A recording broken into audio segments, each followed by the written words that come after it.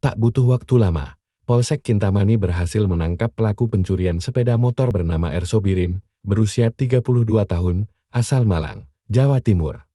Pelaku pencurian ini ditangkap di wilayah Ubud, Kabupaten Gianyar, pada Selasa, 26 Maret tahun 2024 sekitar pukul 17 WITA. Penangkapan bermula dari laporan pencurian dari Niwayan Srimertanade, yang pada hari itu kehilangan sepeda motor di jalan raya depan Pasar Singamandawa, Desa Kintamani, Kecamatan Kintamani, Kabupaten Bangle.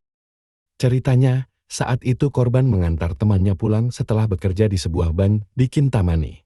Korban mengendarai Honda Scoopy. Sesampainya di rumah temannya, korban memarkir Scoopy itu di pinggir jalan raya, depan Pasar Singamandawa dengan kondisi kuncinya masih nyantol. Saat ia kembali, sepeda motor warna merah tersebut sudah tidak ada. Ia pun langsung melapor ke Polsek Kintamani. Polisi yang mendapat laporan langsung melakukan penyelidikan di TKP hingga mendapat informasi pelaku kabur ke arah Gianyar. Pelaku bisa ditangkap di Ubud. Saat penangkapan, masyarakat ramai berkerumun, sehingga pelaku segera dibawa ke Polsek Ubud.